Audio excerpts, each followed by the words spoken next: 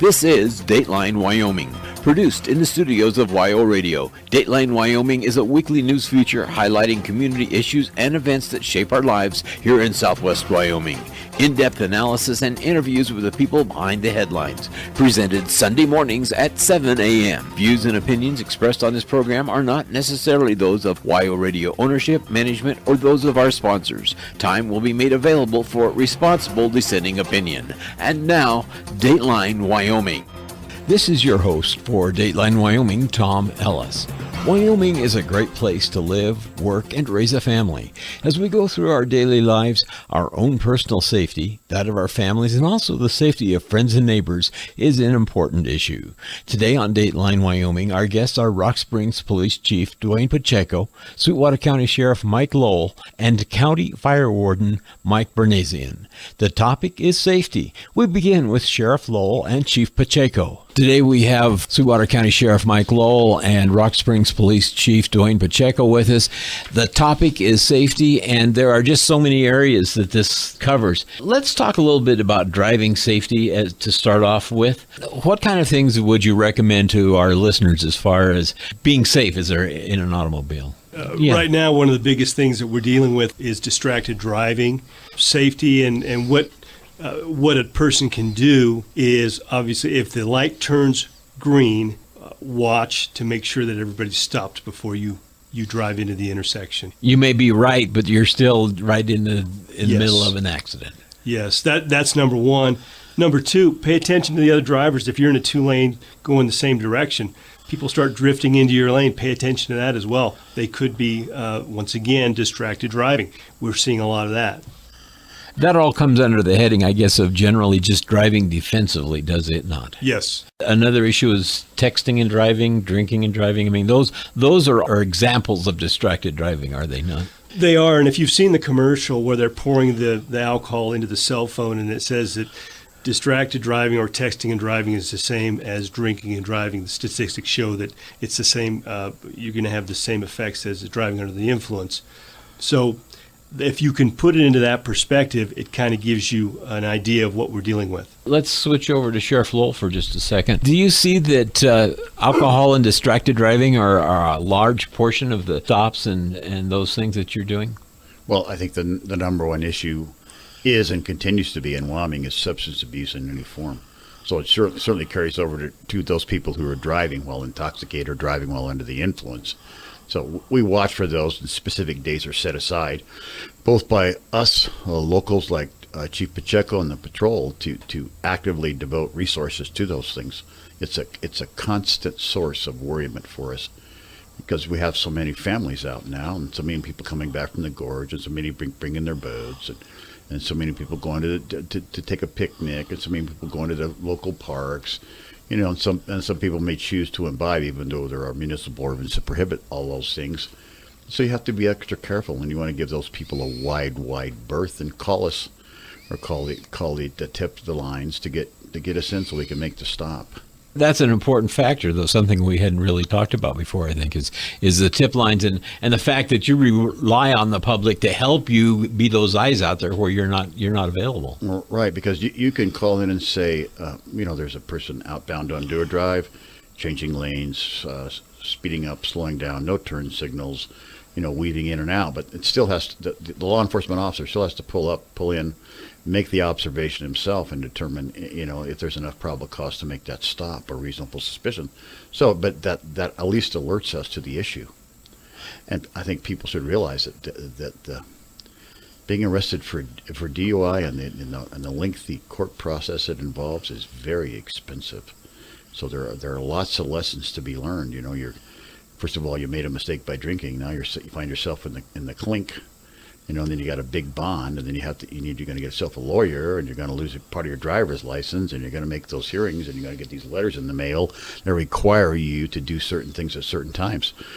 And the judge is going to find you guilty or not guilty, and you're going to go to some kind of treatment, or maybe not some treatment, or an alcohol rehabilitation class, or get an alcohol evaluation.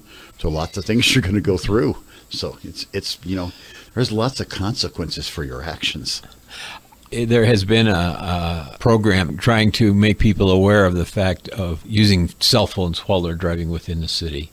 It seems to me, and this is just my own observation, I still see people driving down the street with a cell phone crammed in their ears or as they're maneuvering through traffic. But you all see many more people now who are pulling over to the side of the road and taking their phone calls off to the side of the road. Oh, that's true. So there's been a good thing. I always enjoy pulling up by someone and look over and see their phone on their steering wheel and they're texting two-fingered, and not paying attention to the light, or the lady that driving down the road and she's switching lanes or nearly bumping off the curb when you pull up and make the stop. All you can see is the hands going, and you wonder, what are they really thinking? Chief Pacheco, are you seeing an increased number of stops and arrests or citations, I guess would be the way to put it, because of that? Don't know about the arrests, but I can tell you that those cell phone citations, we can ride them all day long.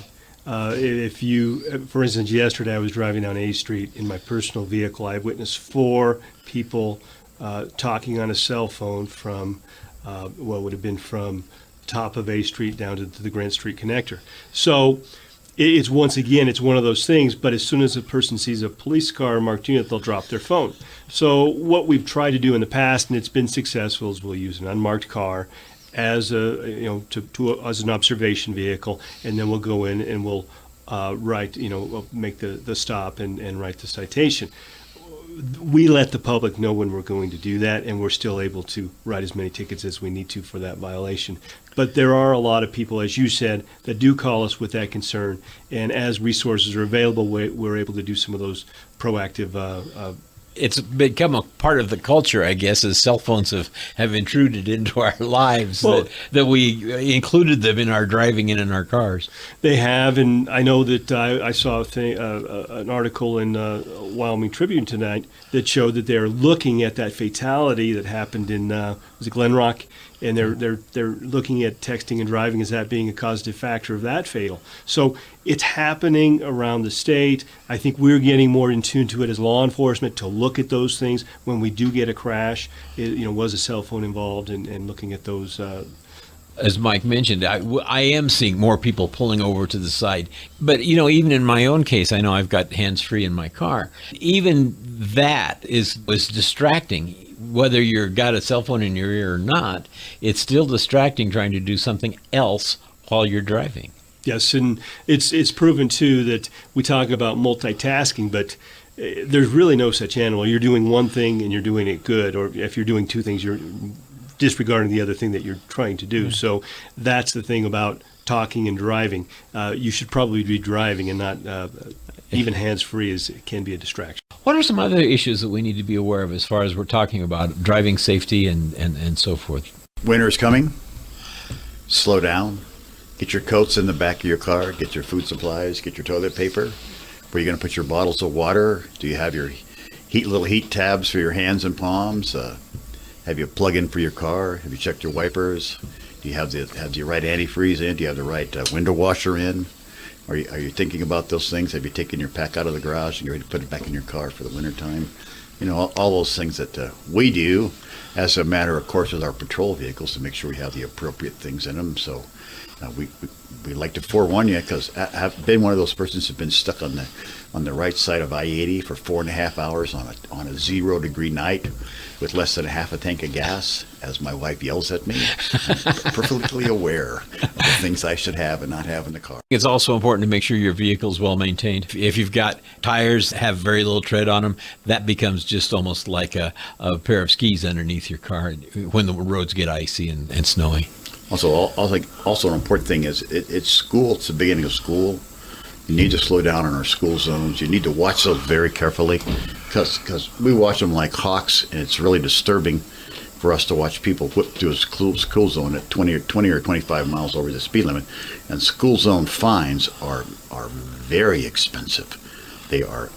I can't emphasize enough that you could look at the shady side of $300 or $400 before you get out of court for a school zone violation. So you need to be really Part of what I'm hearing you say is, regardless of whether you feel a social responsibility to drive, responsibly and everything, there are financial consequences. There are consequences, relating to your time and what it's going to take to take care of those things that are involved in this process as well. In this day and age, in these economic times, if you're a Class A CDL person and you get picked up for a DUI, you're going to lose your job.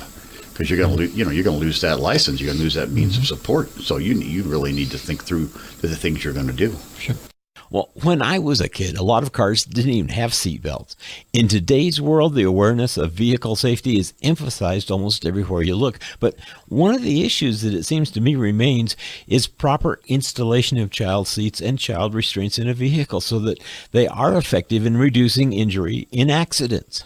In fact, last week I attended it was a tree planting ceremony at Desert View School for a young girl who was killed in a crash last spring, and they dedicated a tree to her. And it was unfortunate, but she was not buckled in. And the reality is that your statistics go very, very high for fatalities if an individual is not buckled in properly, in an infant carrier or in a child restraint or even in a lap and belt a harness in the car. So those things can be avoided, or you can lessen the chances of being killed or severely injured if you just take the time to buckle up. And that's what those billboards tell us. That's what statistics tell us. And it just takes a few seconds. Well, when I was a kid, a lot of cars didn't even have seat belts. In today's world, the awareness of vehicle safety is emphasized almost everywhere you look. But one of the issues that it seems to me remains is proper installation of child seats and child restraints in a vehicle so that they are effective in reducing injury in accidents.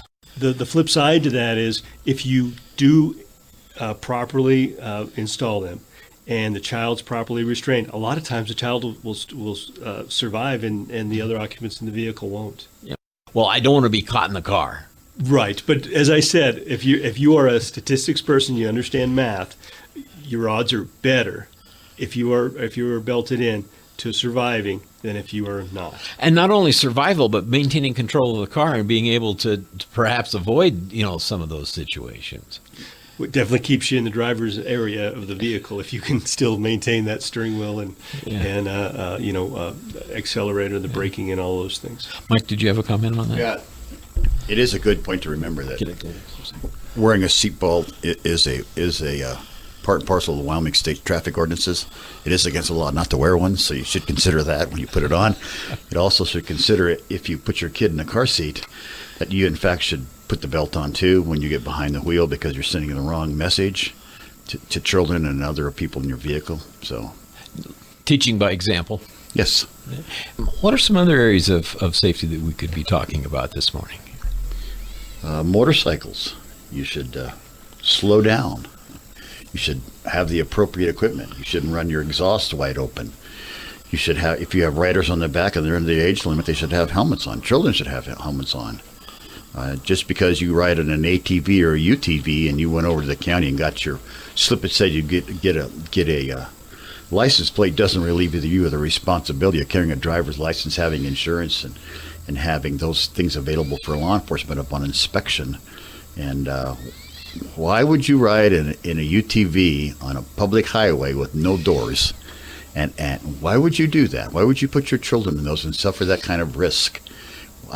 Where in my particular area of concern is why would you display those judgments? It's poor, because when they get hit, everybody's injured. No matter who's in it, the UTV people will be injured. And we've had prime examples of our own organization where our officers have acted with less than sound judgment when riding their UTVs. So we're painfully aware of this situation. Yeah, and it seems recently we've had a number of incidents between cars and motorcycles, and those guys on the motorcycles very rarely come out on the top side on that. Right, and or they don't have the motorcycle endorsement, or they're just going to go for a short ride, and they want to take on the side of the road, and they don't realize that the traffic patterns are right there, and somebody gets bumped or somebody gets really damaged. And we're riding off-road in the outlying areas. We have county property, we have BLM property, we have federal forest, We have admissible lands, and all those lands have issues, and you should be careful of what you're doing and where you're at and where you're riding at, how much speed you have off-road, and Again, I think we need to say it's a problem for all of us. I mean, as a driver of a car, I have a responsibility to go above and beyond,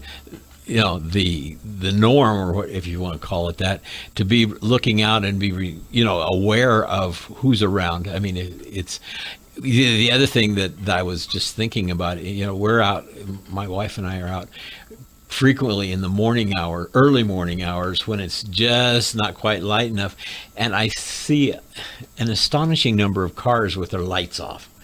And it's, those little things that if I'm not looking out, they're not looking out, then we could end up having a problem. And remembering the rules of the road require you to have your lights on or off.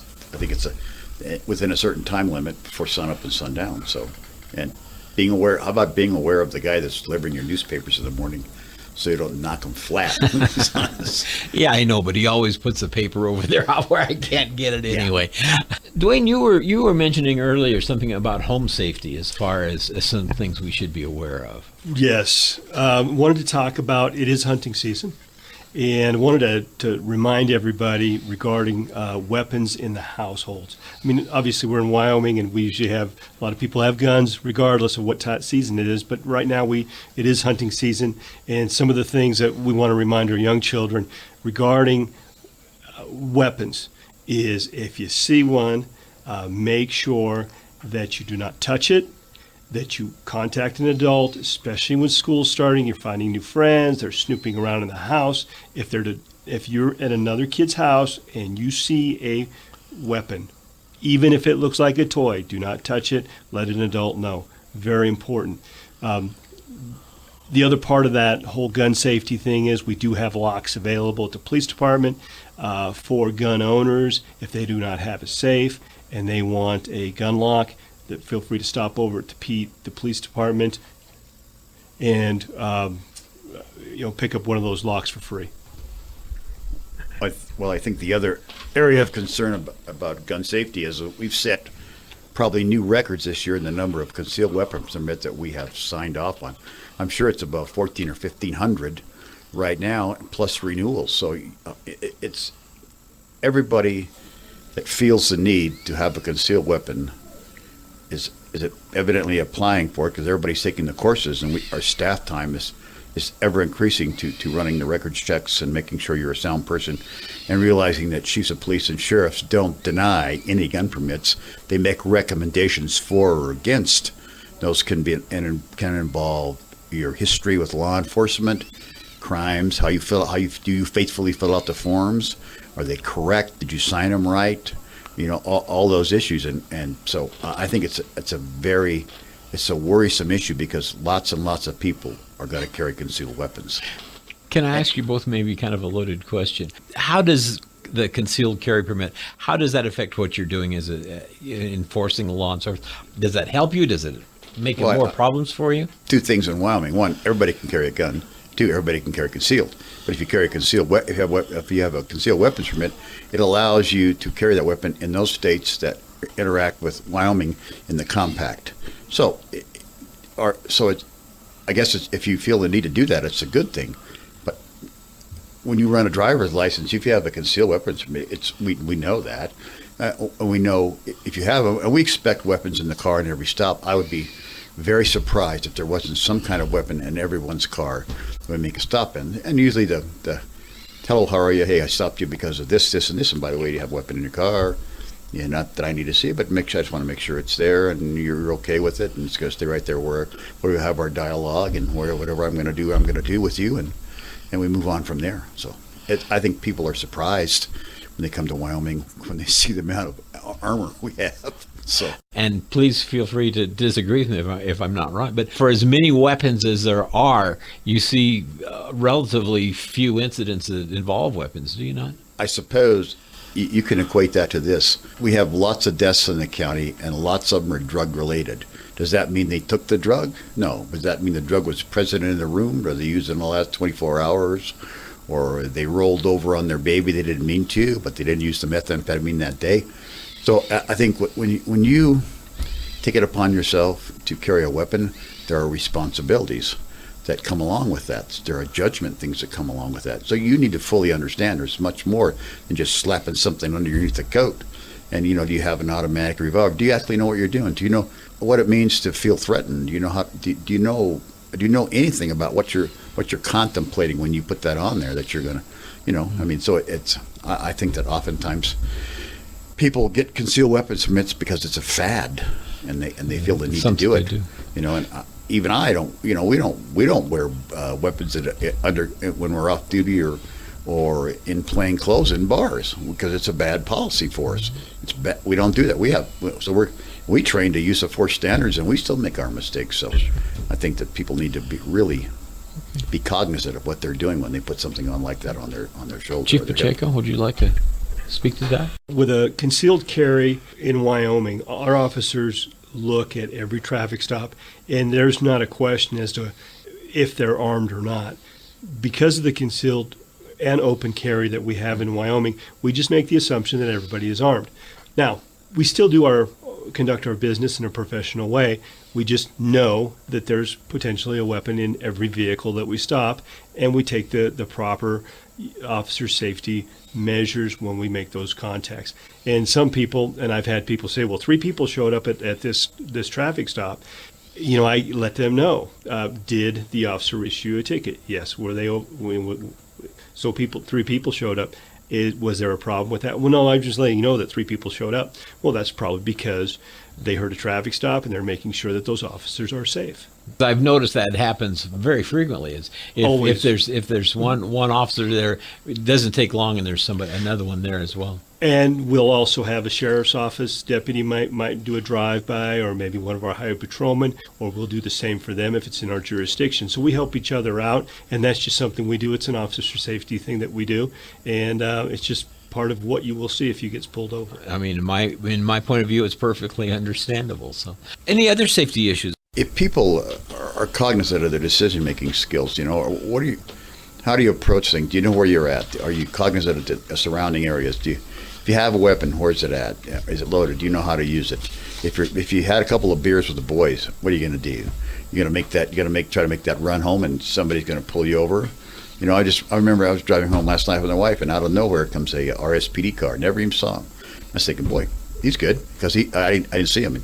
I know he looked at me over and made sure I was good. So, I appreciate that kind of thing, because if I got something wrong, it's my car or my lights out or a turn signal or I didn't see a tail light out. So I'm good. But people should realize it. The thing that sometimes we fail to realize is that your officers from the county and from the city, they're looking out for our safety, for our best interests as they're out there, aren't they? Oftentimes, we want compliance. So if we can get that by a friendly hello and don't do that again, we'd opt to do that. But if the violation is such an issue, or it's repeat, or you have a history with us, then we're actually take the steps to make more stronger corrective action. So, any final thoughts this morning?